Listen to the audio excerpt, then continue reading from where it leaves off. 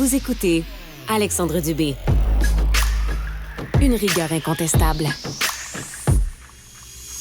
Le Parti québécois qui a de grandes ambitions dans Jean Talon en vue de cette élection partielle qui viendra éventuellement. Ce sera annoncé par le premier ministre François Legault à la suite de la démission de sa députée Joëlle Boutin il y a quelques semaines déjà. Paul Saint-Pierre Plamondon, le chef du Parti québécois, a dit qu'une victoire dans cette circonscription-là aurait une importance hautement symbolique. On en parle avec Joël Arsenault, député des Îles-de-la-Madeleine pour le Parti québécois. Il est porte-parole aussi en santé, en famille, en environnement, en transport, en affaires municipales, habitation, pêche et relations internationales. Monsieur Arsenault, vous devez avoir une pile de dossiers de 3 pieds de haut sur votre bureau.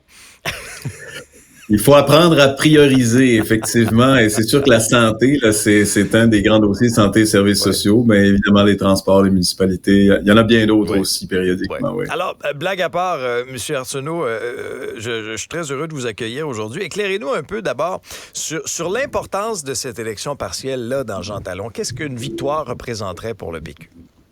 Mais je voudrais d'abord dire que c'est bien sûr extrêmement important pour le Parti québécois, l'élection partielle qui s'en vient, mais ça l'est tout autant pour les autres partis. Hein? Ben oui. La CAQ va vouloir nécessairement stopper sa chute dans les sondages, dans l'opinion publique et conserver le comté. C'est un défi pour la CAQ à Québec. On sait les promesses qui n'ont pas été tenues. Les libéraux, c'est leur château fort qu'ils veulent évidemment reconquérir pour espérer justement être compétitifs pour la prochaine élection générale. Et puis à Québec solidaire, on sait qu'il a fini deuxième, qui vont vouloir améliorer leur score. Alors, tous les partis vont essayer de remporter la victoire. Nous, on voit à l'heure actuelle une occasion d'augmenter le nombre de députés à l'Assemblée nationale et de pouvoir aussi consolider ce qu'on voit comme étant une tendance à la hausse pour le Parti québécois, là, ce qui est reflété dans les sondages actuellement. Oui, parce que, bon, actuellement, à l'échelle nationale, vous êtes deuxième derrière la CAQ. Par contre, dans la région de la Capitale-Nationale, vous êtes en très bonne posture. Oui, on pense que ça reflète ce qu'on sent sur le terrain, une certaine effervescence. On a tenu quelques rassemblements au cours de la dernière année et il y a un intérêt, pour pas dire un engouement pour les idées du Parti québécois, pour le chef, pour ce qu'on représente aussi. Est-ce que ça se traduit de façon égale d'une circonscription à une autre? Probablement pas, mais je dirais que le sentiment qu'on a, il est positif. Puis ce qu'on va vouloir, c'est évidemment là, s'assurer de consolider ce qui apparaît comme une avance à l'heure actuelle. Mais il y a beaucoup de travail devant nous, ça on n'en doute pas. Puis on a besoin d'une candidature de haut rang et on y travaille. Oui, bon, vous y travaillez. Présentement, ce n'est toujours pas fait. On peut s'attendre à une annonce quand, au juste, M. Arsenault? De ce que je comprends, il y a eu certaines approches, mais vous avez essuyé des refus? Ah, ben en fait, on regarde la disponibilité de plusieurs personnes et puis il est normal qu'évidemment il y a des gens pour qui c'est pas tout à fait le bon moment, puis qui n'avaient pas envisagé eux non plus qu'il y ait une campagne si tôt après l'élection générale.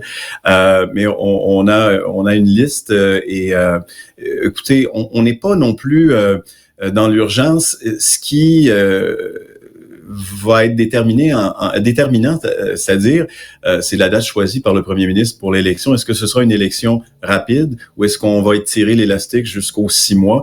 Alors, on va laisser le gouvernement là, faire ses calculs avant nous de se compromettre sur la question de la candidature ou sur notre plan de match. Est-ce que vous souhaitez absolument une candidature féminine?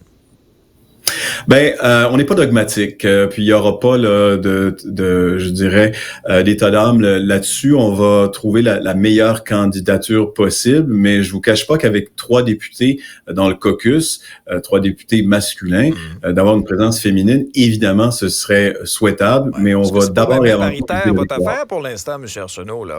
Hein? Ben, ce sont les électeurs qui ont choisi, évidemment, d'élire dans certaines circonscriptions. On avait des femmes extraordinaires, d'élire un autre candidat ou une autre candidate, mais c'est pas parce qu'on n'était pas dans la zone paritaire là, pour les candidatures. C'est pas nous qui déterminons le résultat des élections, croyez-moi. Oui, non, c'est clair. Dites-moi, mais il n'y aura pas de ce que vous nous dites aujourd'hui, c'est qu'il n'y aura pas nécessairement de consignes claires aux militants comme Québec solidaire, là? Il n'y aura pas de psychodrame. D'ailleurs, si on regarde le parallèle qu'on peut faire, Gabriel Coulombe était candidat à la dernière élection dans Jean Talon.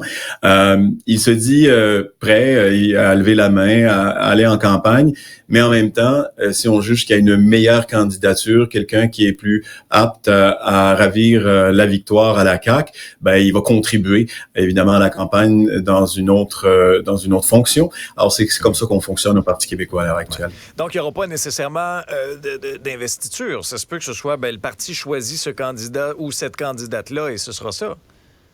La règle du Parti québécois, c'est de tenir une investiture, sauf si le temps ne permet pas justement de franchir les différentes étapes. Okay. Alors, si on voit que au cours de l'automne, le gouvernement n'a pas déclenché l'élection et qu'il y a plusieurs candidatures intéressantes qui sont présentées, il y aura investiture. Si le gouvernement tente d'aller rapidement vers une élection puis qu'on n'a pas le temps de tenir l'investiture, ben là, à ce moment-là, c'est la prérogative du chef de déterminer qui sera candidat ou candidate. Oui, parce que ça a été quand même une session parlementaire très difficile pour la CAQ.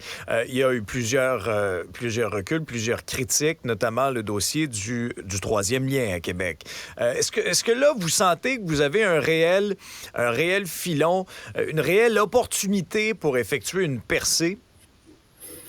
Ben, c'est une opportunité pour évidemment les partis d'opposition de démontrer que la CAQ n'a pas tenu ses promesses ou ses engagements, mais davantage, moi, je pense que c'est une opportunité pour les citoyens de se faire entendre et lancer un message au gouvernement comme quoi là, on s'attend à ce qu'un gouvernement tienne ses engagements, ses promesses. Puis sitôt dans un mandat, on se dit, est-ce qu'il avait vraiment l'intention de respecter ses engagements électoraux après avoir justement nous imposé un recul aussi flagrant là, quelques mois plus tard? En fait, c'est toute la confiance qu'on peut avoir au gouvernement qui a été ébranlée, je pense, avec cette décision-là. Puis que les citoyens s'expriment à l'occasion d'une élection partielle, je pense que ça peut être un bon moment de le faire. Ouais. Parallèlement à tout ça, il y avait le Congrès national des jeunes du Parti québécois. On a choisi donc chez les jeunes péquistes Émile Simard. Qu'est-ce que vous retenez de cette fin de semaine? Ben, en fait, une participation extrêmement intéressante, importante des jeunes du Parti québécois, un angle pour la politique et pour les idées du Parti québécois. Donc, une participation aussi pour pouvoir représenter les jeunes au Parti québécois. Vous savez, c'était la première fois de l'histoire. Et 3 équipes complètes qui se présentaient pour pouvoir être les dirigeants de l'exécutif là, des jeunes du Parti québécois. Et une belle campagne d'idées. Ben absolument. Donc, on est loin voit que des têtes grises, là. On est loin de cette espèce de cliché politique. Vous sentez un renouveau au sein du parti? Ben nous, ce qu'on souhaite, c'est l'adhésion, puis on veut que justement le Parti québécois et ce qu'il représente, notamment le projet de souveraineté, que ce soit intergénérationnel. Alors que les jeunes adhèrent de façon plus en plus importante aux valeurs et aux projets du Parti québécois. On en a un témoignage en fait semaine dernière, puis on va continuer de travailler là-dessus. Alors oui, c'est extrêmement motivant, stimulant. De voir des jeunes qui parlent de politique, puis qui parlent de souveraineté, puis qui parlent des idées en environnement, puis dans tous les domaines, qui veulent bâtir, en fait, avec nous, l'avenir du Québec. Parce que vous partagez quand même le terrain de la souveraineté avec Québec solidaire. Dans les dernières années, il y a plusieurs jeunes qui ont choisi l'option QS plutôt que la vôtre. Vous sentez une espèce de retour? Et comment vous l'interprétez, ce retour-là? Ben, en fait, je pense qu'il y a de l'appétit pour l'idée de la souveraineté, de prendre ses propres décisions. La jeunesse, c'est développer son autonomie, c'est pouvoir réaliser des projets ambitieux. C'est ce que le Québec n'a pas encore fait jusqu'à son apogée, c'est-à-dire la souveraineté complète, prendre toutes ses décisions, que ça reflète jusqu'à un certain point les valeurs des jeunes. Je pense que c'est normal. Maintenant, il y a autre chose. Il y a la question, qu'est-ce qu'on fait avec la souveraineté, notamment quel genre de pays on veut, et que ce soit un pays vert. Donc, toute la cause environnementale, la transition écologique. La proposition du Parti québécois aux dernières élections a été saluée par tous les groupes écologistes et était certainement à la hauteur, puis les jeunes le reconnaissent. Puis il y a nos valeurs de justice sociale aussi. On sait que avec le coût de la vie qui augmente, avec les inégalités qui augmentent aussi, je pense que le Parti québécois peut faire la différence dans les idées qu'il promeut. À cet égard, les jeunes le reconnaissent de plus en plus.